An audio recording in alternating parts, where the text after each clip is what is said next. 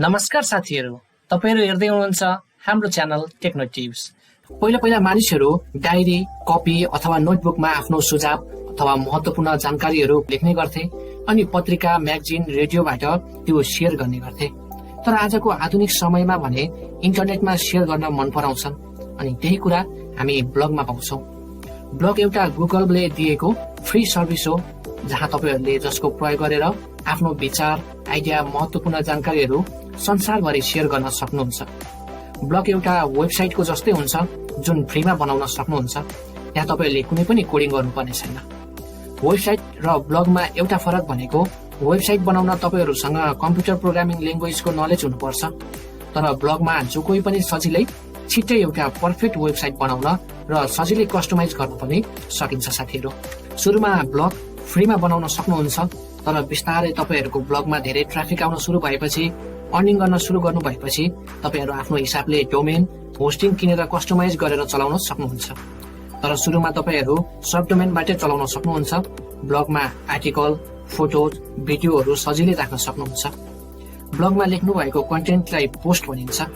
पोस्टको link तपाईहरु Facebook, Twitter, WhatsApp अथवा तपाईहरु शेयर गर्न सक्नुहुन्छ साथीहरू। ब्लगिङ एक प्रकारको बिजनेस जस्तै हुन्छ जहाँ गुड प्लानिङ, मेहनत, टाइम अनि सबै प्रयोग गरेर तपाईहरु पार्ट टाइम जब पनि गर्न सक्नुहुन्छ।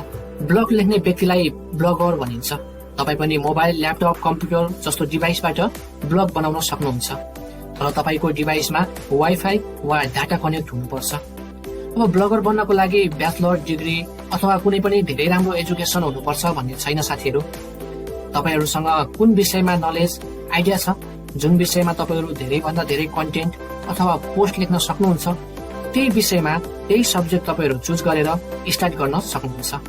ब्लगमा जुनसुकै विषयमा लेख्न सक्नुहुन्छ, जस्तै science, sports, entertainment, health, cooking, computer knowledge वा कुनै पनि सेलिङ प्रोडक्टको बारेमा तपाईहरु लेख्न सक्नुहुन्छ।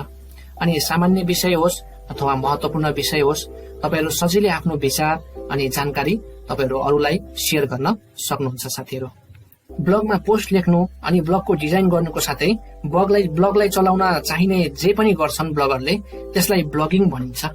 अनि ब्लगिङ एक प्रकारको बिजनेस जस्तै हुन्छ जहाँ तपाईको गुड प्लानिङ, मेहनत, टाइमको प्रयोग गरेर तपाईहरु पार्ट टाइम जब पनि गर्न सक्नुहुन्छ। अनि प्रोफेसनल ब्लगरले थुप्रै तरिकाले आफ्नो ब्लग मोनेटाइज गरेर पैसा कमाउँछन्, जस्तै एडसेन्स भयो, त्यसको साथै एडभर्टाइजिङ भयो, मेम्बरशिप वेबसाइट भयो, एफिलिएट लिंक्स भयो, त्यसको साथै डोनेसन्स, अनलाइन कोर्सेस इत्यादि। यी मध्ये तपाईहरु पनि आफ्नो ब्लगमा गुगल एडसेन्सबाट अर्निङ गर्ने तरिका भनेको धेरै प्रभावकारी छ। यदि तपाईहरुलाई राइटिङ लेख्ने सोख छ भने तपाईहरु सजिलै ब्लगिङ चुज गर्न सक्नुहुन्छ। यदि अर्निङ गर्न चाहनुहुन्छ भने तपाईहरुसँग लगनशीलता, प्लान, पेशेन्ट र मेहनतको आवश्यकता पर्छ। आज ब्लगिङ गरेर भोलि नै पैसा कमाउन सकिन्छ भन्ने चाहिँ नसोच्नु होला साथीहरू। तपाईले ब्लग बनाएर 20 देखि 30 वटा सम्म पोस्टहरू राख्नु भएको छ भने अनि एडसेन्सको लागि चाहिने सबै कुरा ब्लगमा राख्नु भएको छ भने पनि पुग्दैन। तपाईको ब्लगमा मानिसहरू भिजिट गर्न आउनुपर्ने हुन्छ अनि भिजिट गर्न आउनको लागि तपाईको ब्लग आकर्षक र अरू भन्दा फरक कन्टेन्ट हुनुपर्छ। ब्लगलाई कस्टमाइज गर्न अनि थीम चेन्ज गर्न तपाईहरु सजिलै गुगलमा गएर ब्लग थीम भनेर सर्च गर्नु भएमा सजिलै पाउन सक्नुहुन्छ। ब्लग बनाउन तपाईहरु blogger.com मा गएर सजिलै बनाउन सक्नुहुन्छ। त्यसको लिंक म तल डिस्क्रिप्सनमा पनि दिनेछु। ब्लग कोही एकजना वा ग्रुपबाट पनि तपाईहरु चलाउन सक्नुहुन्छ अनि यो धेरै लोकप्रिय छ साथीहरू। प्राय जोसुकै पनि इन्टरनेट युजरहरू हुनुहुन्छ सबैले यसको युज गरिरहेका हुन्छन्।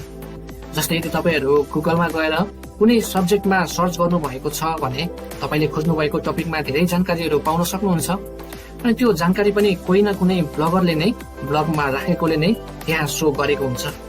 मानौ तपाईहरु मेरो स्क्रिनमा देख्दै हुनुहुन्छ, म स्क्रिनमा गएर यहाँ गुगलमा गएर best router backup in Nepal भनेर सर्च गरेर विभिन्न वेबसाइट ब्लगहरुबाट, जस्तै यहाँ तपाईहरु देख्न सक्नुहुन्छ कुनै भनेको तपाईहरुको वेबसाइट हुन्छ, तर कुनै भनेको ब्लगहरुबाट पनि तपाईहरु पाउन सक्नुहुन्छ।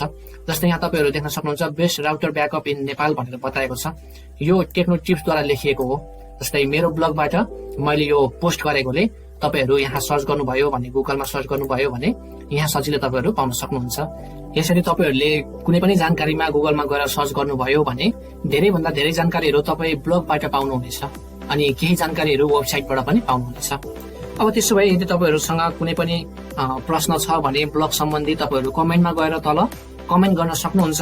त्यसको साथै तपाईहरू यदि ब्लग कसरी बनाउने भनेर तपाईहरू सोचिरहनु भएको छ, कसरी स्टार्ट गर्ने भनेर सोचिरहनु भएको छ भने तपाईहरू मेरो अगाडिको भिडियो गएर हेर्न सक्नुहुन्छ। मैले त्यहाँ तपाईहरूलाई ब्लग बनाएर त्यसको साथै विभिन्न कस्टमाइज गरेर सबै कुराहरू देखाएको छु। त्यसैले तपाईहरू त्यहाँ गएर पनि हेर्न सक्नुहुन्छ। यस्तै नयाँ नयाँ जानकारीहरू पाउनको लागि अनि हाम्रो च्यानलसँग जोडिरहनको लागि कृपया तल दिएको सब्स्क्राइब बटनमा क्लिक गरिदिनु होला अनि सब्स्क्राइबको छेउमा दिएको बेल आइकन पनि दबाइदिनु होला साथीहरू। धेरै धन्यवाद छ तपाईहरूले अन्तसम्म हेर्नु भएको लागि। अब हामी भेट्नेछौँ नेक्स्ट भिडियोमा। त्यतिन्जेलसम्मको लागि सुरक्षित रहनुहोला।